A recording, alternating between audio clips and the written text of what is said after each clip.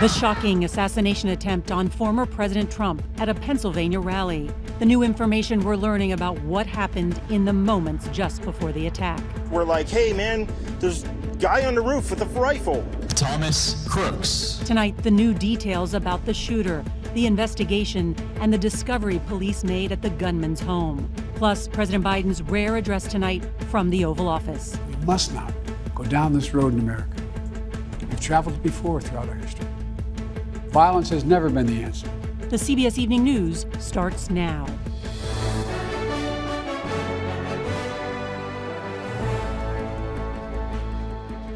The FBI says Donald Trump's would-be assassin had explosives in his house and car, one of the many new developments we're following in this fast-moving investigation. Good evening, I'm Norah O'Donnell in Milwaukee, Wisconsin, and thank you for being with us for this special hour-long edition of the CBS Evening News. Security on high alert here at the site of the Republican National Convention, with the former president just arriving tonight here in the city. Donald Trump defiant tonight, saying he won't let the shooting change the schedule here at the convention, which will nominate him as the party's leader for a third straight time. Tonight, the Secret Service is facing questions about how the gunman had such a clear shot at Donald Trump during his outdoor Pennsylvania rally. The FBI is leading this investigation as a potential act of domestic terror, and we're learning new details from them. They believe the shooter acted alone, and they don't have a motive yet. Investigators in Quantico, Virginia, are working to gain access to the shooter's cell phone. And finally, the Bureau tonight is warning the threats of politically motivated violence have spiked online since the assassination attempt. We're at an unprecedented moment, President Biden just addressing the nation in a rare primetime Oval Office speech. And tonight we're getting new information about who the shooter was and who tried to stop him. Bomb squad vehicles were seen today outside the Pennsylvania home of the 20-year-old shooter after the FBI said it found explosives. This comes just 24 hours after the assassination attempt on Donald Trump. This is a big crowd. This is a big, beautiful crowd. The crowd had waited in 90-degree heat for hours for the former president, who took the stage at 6:03 p.m. on Saturday. Hello, Butler, and hello to Pennsylvania. As Trump spoke, about 410 feet away, just outside the security perimeter, a shooter was taking aim. Saw the guy move from roof to roof.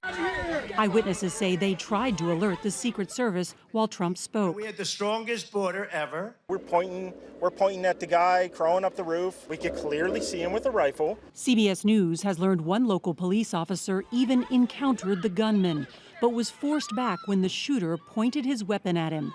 This was mere moments before the shooter fired toward the stage. Take a look at what happened. You can hear the bursts of fire over the crowd.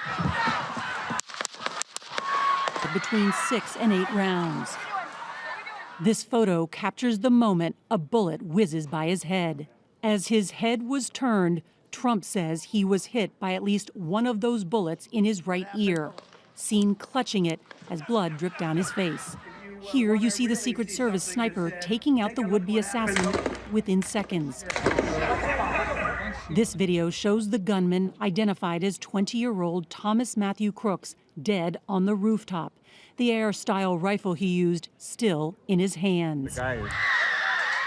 On stage, agents pulled the former president to the ground, forming a human shield. The microphone picking up the communication between agents. Shooters down. Are we good to move? Getting ready to leave the stage, you hear Trump's voice. Let me get my shoes on. It takes 60 seconds before Trump emerges bloodied, raising his fist and yelling "fight." Trump was rushed into a waiting SUV less than 2 minutes after the first shot was fired. Several of the bullets that missed the former president did hit his supporters, injuring 2 people and killing Corey Compertour. The 50-year-old former fire chief, today hailed a hero, died shielding his young daughters. He was a father. He was protecting his family from the bullets that were being fired. And he lost his life. God love him. President Biden made a rare Oval Office address tonight after speaking about national unity earlier today. CBS's Nancy Cordes reports from the White House. In just his third Oval Office address since taking office, President Biden called for an end to political violence. There's no place in America for this kind of violence, for any violence ever. Period. No exceptions. The president was briefed in the Situation Room by his national security team this afternoon. He said he has instructed the FBI to be thorough and swift as it investigates the shooter. I urge everyone, please, don't make assumptions about his motives or his affiliations. Let the FBI do their job. With the Republican National Convention set to start tomorrow, President Biden said he has directed the head of the Secret Service to review all security plans for the four-day event. And as questions swirl about how the shooter was able to get so close to a presidential candidate, Biden said he had ordered an independent review of rally security to assess what went wrong. Security around the White House is still elevated, with pedestrians blocked from Pennsylvania Avenue and Lafayette Park across the street. President Biden has postponed a planned trip to Austin, Texas tomorrow, and the Biden campaign has hit pause on TV advertising as the president looks to strike a unifying tone. No matter how strong our convictions, we must never descend into violence. The president added that he has directed the Secret Service to provide Mr. Trump with every protective measure he needs to ensure his continued safety. Nora? Nancy Cordes at the White House, thank you very much. Security is a top focus here at the Republican National Convention, where over 50,000 people are expected. Tomorrow, Republican delegates will officially nominate Donald Trump to be their nominee. CBS's Robert Costa joins us now. And Robert, what are your sources telling you? Nora, good to be with you. Former President Trump has landed in Milwaukee, Wisconsin. He is telling friends and associates, family members behind the scenes, that he might want to appear at the convention earlier than his Thursday signature acceptance speech moment. He is in good spirits, we are told tonight. He is someone who is recounting what doctors have told him behind the scenes, how it felt to have blood on his ear, to have a bullet whizzing by him. He has been recounting these stories all day by telephone, now in Milwaukee. And Bob, I guess we're hearing the president's going to be out in the public this week. What are we expecting?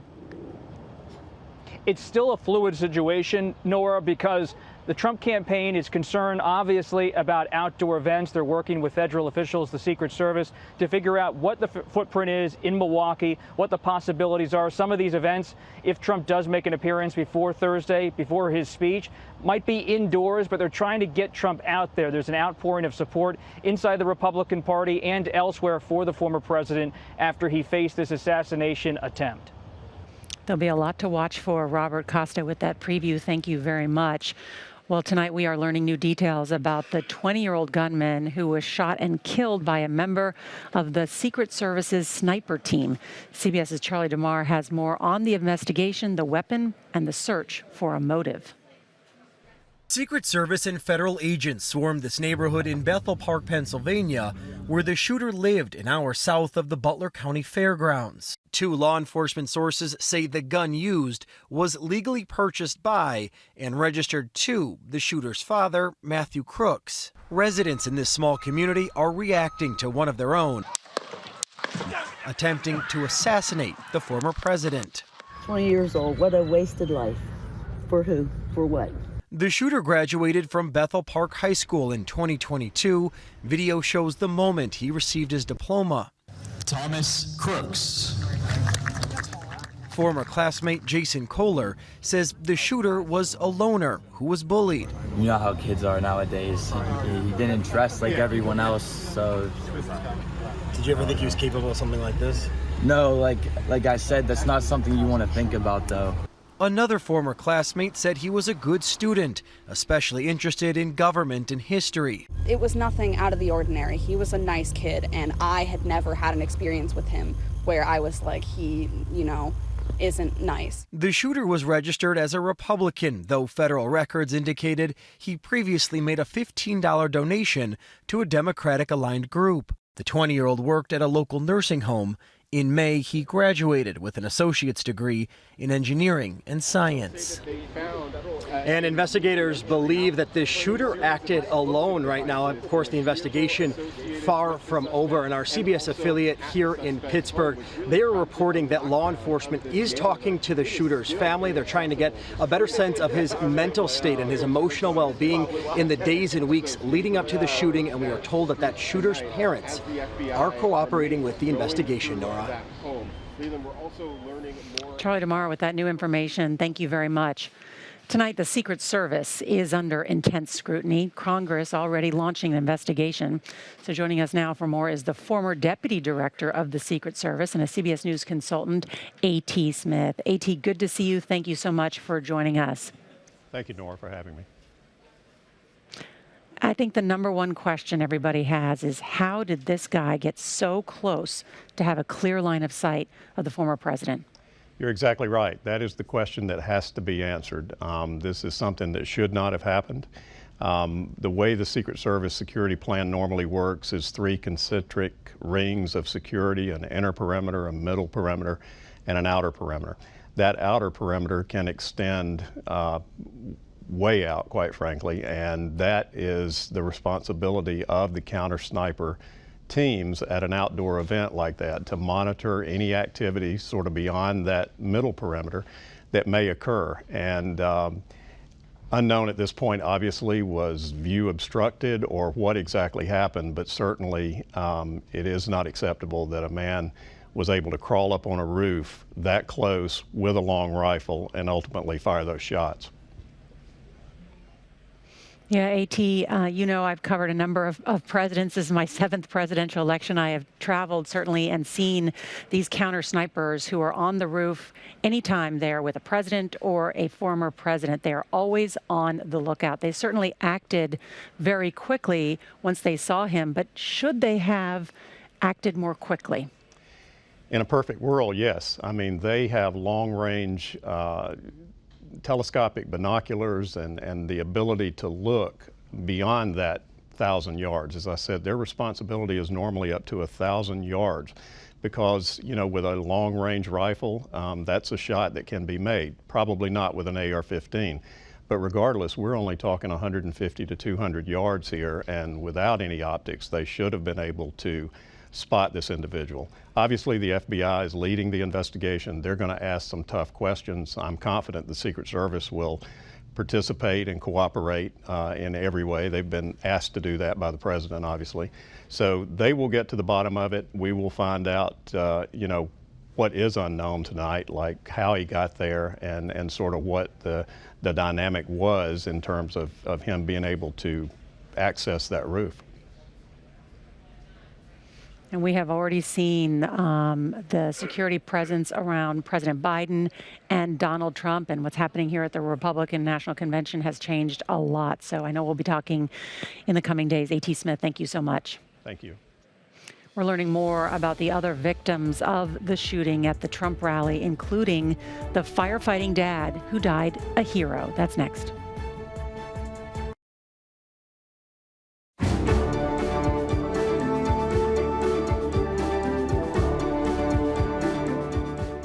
We're learning new details tonight about the 3 other men who were shot yesterday at the rally, including that former firefighter who was killed. Here's CBS's Meg Oliver. Tonight in Pennsylvania, retired Chief Corey Comparatori's fire gear hangs in his locker at the Buffalo Township Fire Department. He was a family-loving, God-fearing man. Witnesses say the 50-year-old veteran firefighter died trying to shield his family from gunfire at the Trump rally. Second Lieutenant Greg Cirancione. What's it like when you look over and you see his gear hanging here today? Heartbreaking. Almost don't even understand it, how it could happen. Comparatori was married to his high school sweetheart, Helen. The couple had 2 daughters.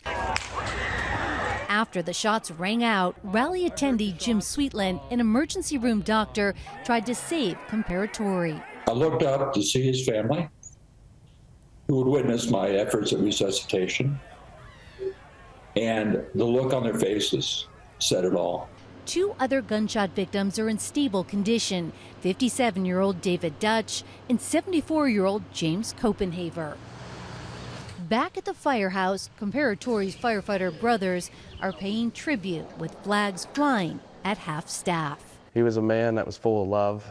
There's too much hate going on right now, and we don't need to make this about hate at all. It's just hug your family, keep them close. That's what he would do. As the fire department and community mourns Comparatori, his wife paid tribute in a private Facebook post, saying her husband died the hero he always was. He would have it no other way. Nora? Meg Oliver, thank you very much. The shooting at the Trump rally has again prompted calls for a cooling down of the heated political rhetoric in America. That's next. New tonight, former President Donald Trump has arrived here in Milwaukee following the attempted assassination. You can see his motorcade there. We are hearing he wants to get out, see people, greet people, may even appear on stage earlier than expected. Let's bring in senior White House and political correspondent Ed O'Keefe and chief Washington correspondent Major Garrett. Great to have both of you here. You know, there's been a lot of talk about whether the political rhetoric will change, whether it will be tamped down. What do you think, Major? This convention will give us a very clear indication of that, Nora. Clearly, for political reasons, Republicans want the temperature to come down because they want to disable Democrats from making one of their most critical assessments of former President Trump, that he is a real and present danger to democracy, that if he is returned to the office, the Oval Office, it's an existential threat to the future of America. They want to deprive Democrats of that rhetoric, so they do want the rhetoric toned down. But Republicans should be reminded of some of President Trump's own rhetoric this campaign cycle, calling all Democrats communists, Marxists, who live, quote, like vermin in our midst. That rhetoric is real. That rhetoric is violent. And when Republicans talk about toning things down, they should probably be reflective of some of President Trump's own rhetoric this campaign season, because it's been anything but toned down. And while you have both Donald Trump and President Biden calling on unity, these conventions are about what's called political red meat. Right. They are to rile up your supporters, and the rhetoric is always even some of the most heated at these conventions. It can be, but we now know that the chairman of the Democratic and Republican Party spoke Saturday night about collectively working to take down the temperature. And watch the president in the coming days. I had a conversation with one of his senior aides this afternoon who says, come Tuesday, once he gets to Las Vegas, campaign mode is going to start picking up again. The advertising is likely to resume. But what you're going to hear the president talk about is having a conversation about the issues, about substance, and doing it peacefully. Democrats will take cues from the president, see how he does in those days, and that will probably help determine at least how they would respond. But a lot of it, to your point, is going to depend on what they're talking about here, how they're talking about what happened, how they're talking about the president. If it is heated, Democrats will be difficult to resist, perhaps intensifying their rhetoric too. And very quickly, Nora, in Republican circles, there's tension about this. Some members of the House Republican Conference are trying to lay this at the feet of either the left in America, the assassination attempt, or directly at President Biden. Senior leaders in the Republican Party and the Trump campaign are trying to tamp that down, but that pressure is here, and how it manifests at this convention will explain to this country how that tension is resolved within this Republican Party.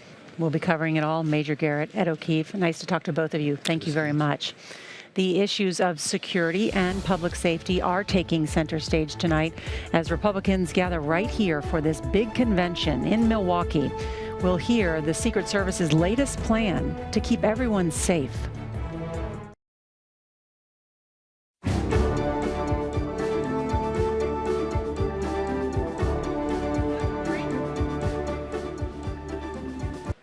Tonight, the governor of Wisconsin here wants high security expanded in the area around the site of the Republican National Convention here in Milwaukee. And that's because Wisconsin allows people with permits to carry guns on the street. CBS's Caitlin Huey-Burns reports on the Secret Service's plans. Law enforcement in Milwaukee is on high alert after yesterday's assassination attempt on the former president. And we are confident in the plan we have implemented for the Republican National Convention this week. That security plan will remain in place. The security perimeter around the convention stretches for several blocks, separated into two zones by fencing. Today, law enforcement stepped up patrols in the area. Earlier this week, helicopters scanned for radiological and nuclear material.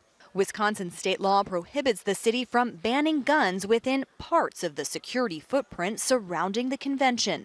In the so-called hard zone, seen here in red, closest to the convention hall, no guns are allowed. But just outside that zone, seen here in yellow, people are permitted to carry legal weapons. The police department will not tolerate any particular behaviors outside of what is legally allowed in regards to that right. Milwaukee's mayor says visitors should have no concerns about their safety. I feel really, really good about where we are, and I hope that we continue to see this sort of coordinated effort so that this is a great public safety event for everybody throughout the course of the convention. Wisconsin's governor has asked for that decision to allow firearms in that stop zone to be reconsidered. Nora? Caitlin Hewing-Burns, thank you. For many of you, the evening news continues right after this break, while others can watch the rest of this special extended version of the broadcast on the CBS News app.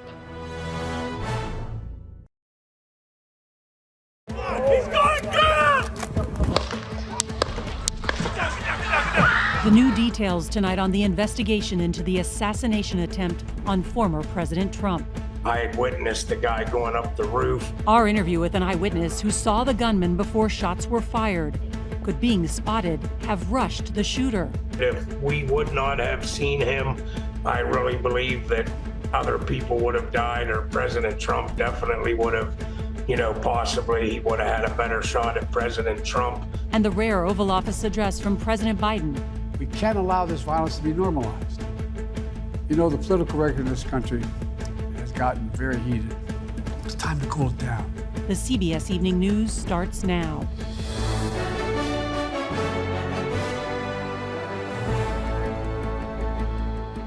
A local police officer climbed to the would-be assassin's perch on a roof before he took aim at former President Trump, but that officer was forced back when the gunman pointed his weapon at him.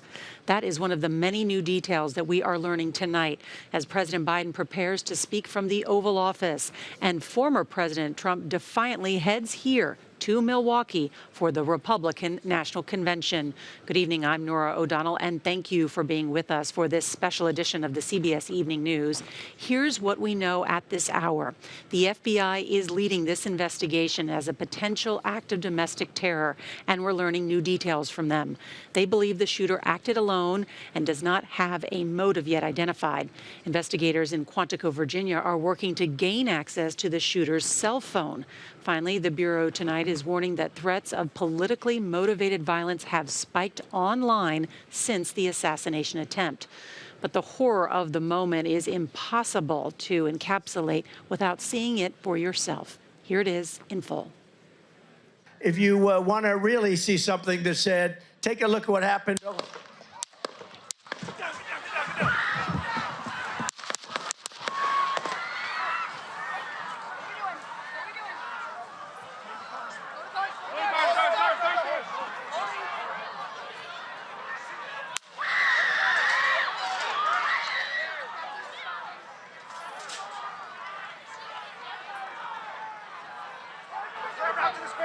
Moving to spare. Hold. When you're ready. On you. Ready. Move. Up. Move. Go. Up. Hawkeye's here. Hawkeye's here. Move it to spare. Spare, get ready. Spare, get ready. We ready? Down. Down. Are we good? Shooter's down. Are we good to move? Shooter's down. We're good to move. We're clear. Let's move. Let's move. We're clear.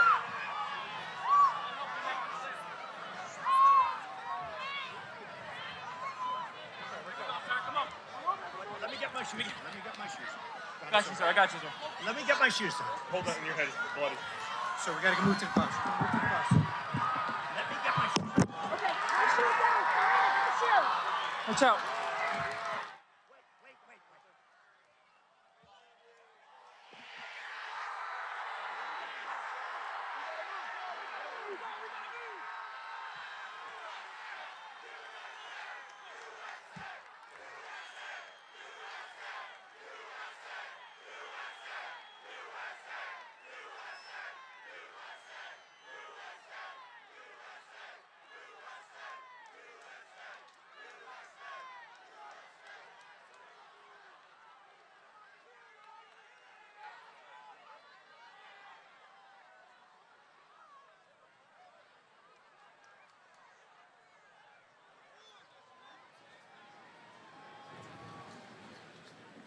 It is remarkable to watch that because in less than 2 minutes, the Secret Service was able to take the former president from the podium after being shot to his secure vehicle.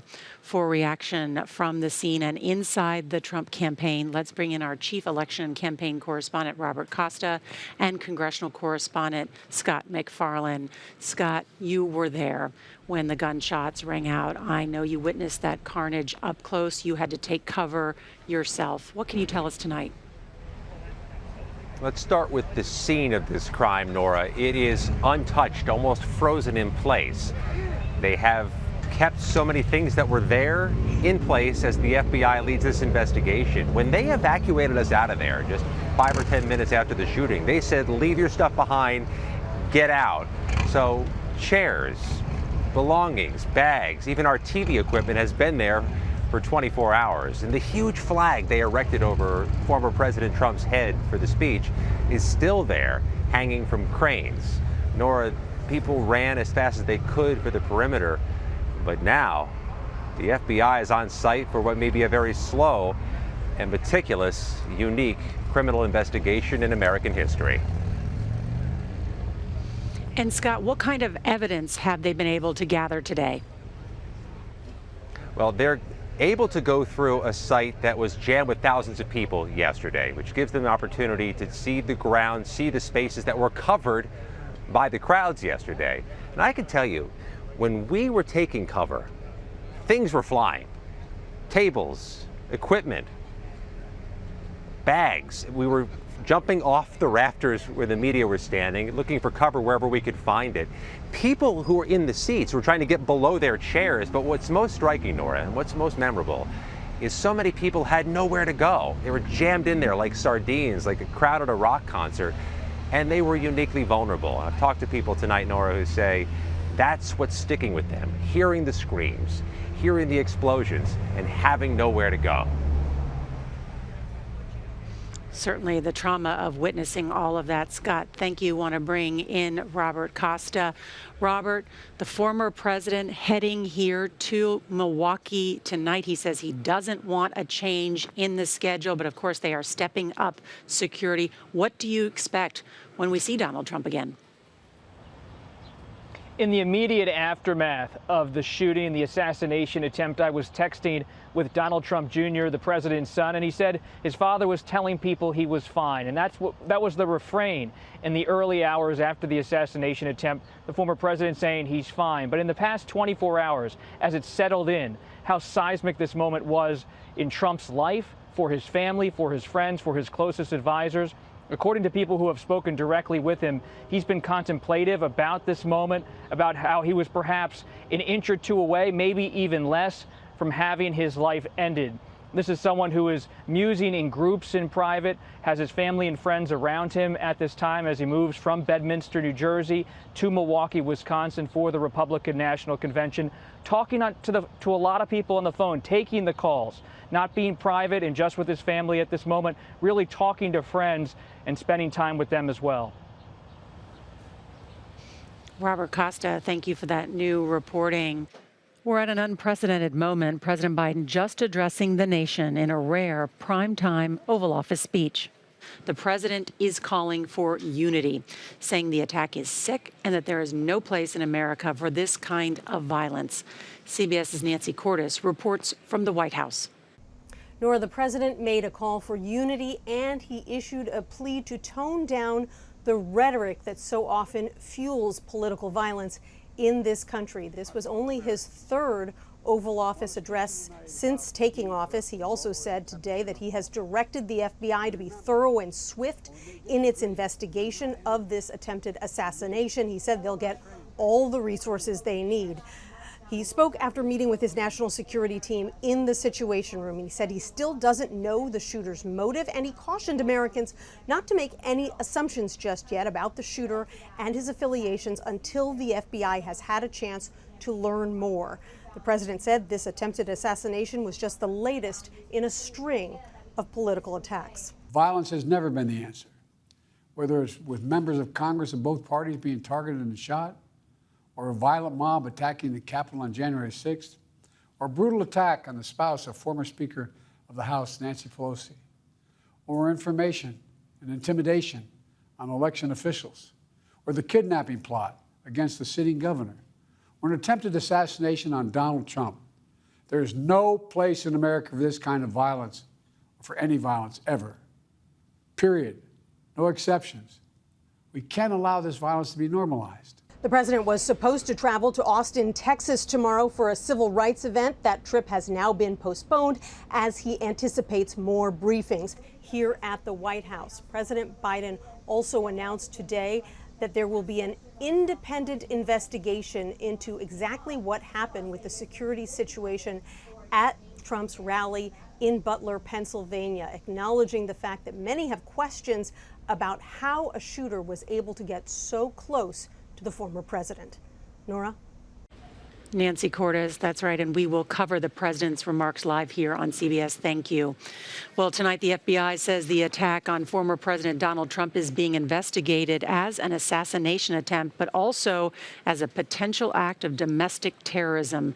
The nation's premier law enforcement agency identified the gunman as 20-year-old Thomas Matthew Crooks from Bethel Park, Pennsylvania. That's about an hour south from the site of the rally. One of the other interesting things that we are learning from the FBI as they have been briefing reporters is at this point they do believe that the shooter acted alone. They are also taking some of the evidence that they have gathered and they have sent that to Quantico, Virginia, in order to look at those things. So it's his cell phone, it's that rudimentary explosive devices that they have found in the car and in the home. So they are looking at all of that. We also learned from the FBI that there has been a spike online, and they're concerned about more political violence, so they are monitoring that as well. Let's bring in CBS's Charlie DeMar. He is in the gunman's neighborhood, and Charlie, I know you have been talking to investigators and other people. What have we learned about the shooter? Yeah, and we've learned a lot, Nora. This is still a very active crime scene. We are in front of that shooter's house. Police have been focusing much of their attention in front of the shooter's house. Right now, police say that a motive for the attempted assassination has not been determined. A bomb squad vehicle was seen outside the shooter's home Sunday after the FBI said it found rudimentary explosives in the 20-year-old's car. The shooter graduated from Bethel Park High School in 2022. Video shows the moment he received his diploma. Former classmates say he was rejected from the rifle team, and some ex-classmates describe him as a loner, while others say he was smart and a good student. Now, CBS News has just learned that the shooter had a membership to a local gun club, and investigators at this point believe that this shooter acted alone and he was not on the radar of law enforcement. Nora? That is really interesting, Charlie DeMar. Thank you for those updates. We'll put this dark new chapter in American politics into historical perspective when our special coverage continues.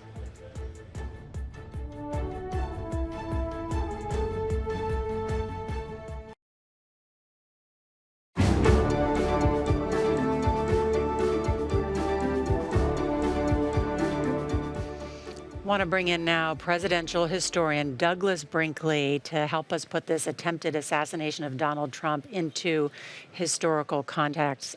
Douglas, it is so good to talk to you. This is still so stunning for many people to realize what happened yesterday, but there is precedent in American history. Well, there is. I mean, we're sitting here and we're realizing just for the grace of a grace of God, really, it's half an inch and President Trump could have died. So it's a really serious event. We talk about presidents have been assassinated, but some of presidents like James Garfield got injured and lived on for months and months.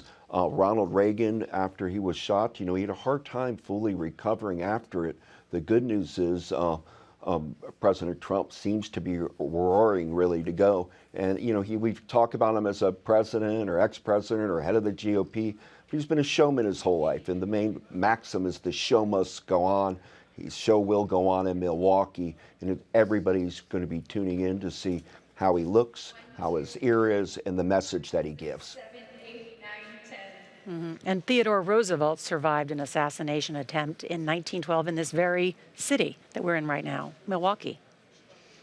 He did, and he was shot up close, and he was profusely bleeding. He may have died if it wasn't for his bird watching spectacles and the speech that was very thick. And the bullet went in there and lodged, and he said, "No, I'm going to keep speaking," and stood there turning faint, but put some energy in with that famous line, "It takes more than a bullet to kill a bull moose." They tried to get him after the speech to a Milwaukee hospital. They didn't know how to touch the bullet, and he ended up being shuttled to Chicago, where the great Nobel Prize winning Jane Addams, a really creative sociology, sat at TR's bedside. He couldn't go campaign anymore. That was the end for weeks on ends. He lost campaigning, where Donald Trump's really not missing a beat here. If anything, he's going to get this uptick in people watching him in Milwaukee come Monday.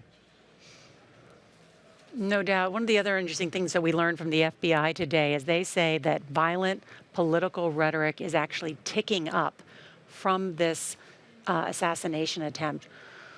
What does that say about the state of our politics? It's sad. I mean, I'm one of those people that monitors Southern poverty law in Montgomery, Alabama, and we've been seeing the uptick in anti-Semitism and hate speech in our country. We're seeing a kind of ignorance about what government is. And it tells us that we're not teaching well. I mean, we're not going into the middle schools and high schools and doing good governance or civics education or learning about American history of the Constitution.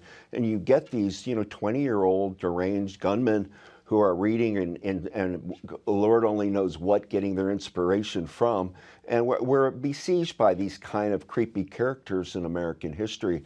Oswald killed Kennedy, and James Earl Ray, Martin Luther King. They become kind of famous as misfit freakazoids, but often people will try to make a political connection to it.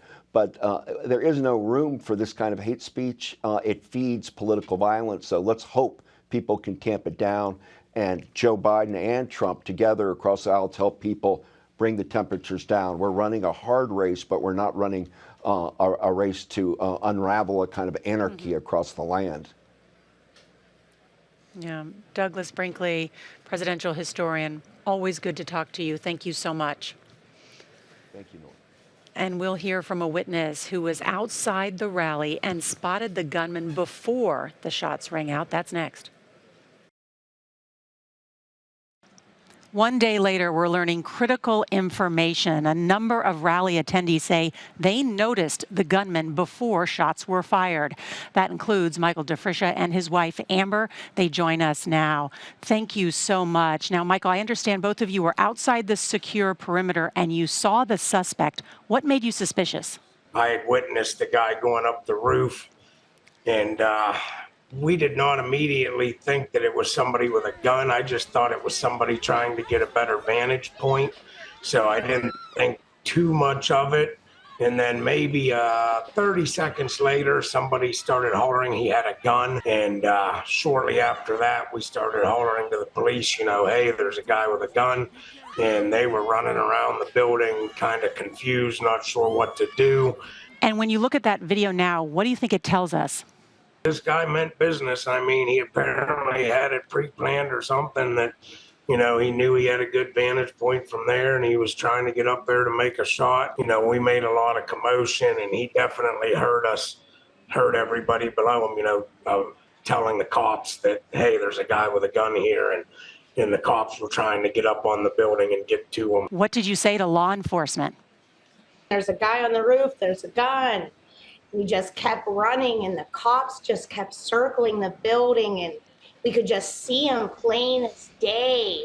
It was like the roof has a couple pivots in it, so he, sometimes if he would lay his head down, you couldn't really see him the whole way. They could not see him because they were so close to the building, and we were back about 40 feet, so we could actually see up on the roof.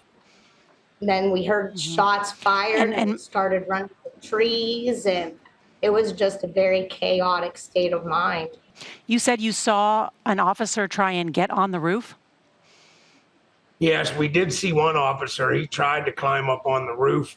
We're not sure if he lost his grip or if once he got up there, he couldn't do anything because he had a hold of the roof with both hands, and then he just let go and fell back down to the ground. And it was pretty much around the same time as he fell as when the guy started to shoot. Do you think that that may have accelerated his timeline, knowing that you and others had alerted the local police? Absolutely. I think that if we would not have seen him, I really believe that other people would have died, or President Trump definitely would have, possibly he would have had a better shot at President Trump. Michael and Amber DeFreesia, thank you so much for your time. No problem. You guys have a great day. And we'll have a closing thought on America's political divide, turning to political violence when we come back. Finally tonight, the last 24 hours has been one of the most unnerving in recent American history. 3 years ago, the FBI director was warning that, quote, the amount of angry, hateful, unspeakable, combative, violent, even rhetoric on social media exceeds what anybody in their worst imagination thinks is out there. Well, this weekend, that rhetoric turned violent. And while we may not know the motive of the gunman, maybe this is an inflection point. We have heard lawmakers tonight with an important reminder. We are Americans first, not Democrats, not Republicans, Americans. And a reminder that in America, we voice our dissent by going to the ballot box, not by using guns and violence.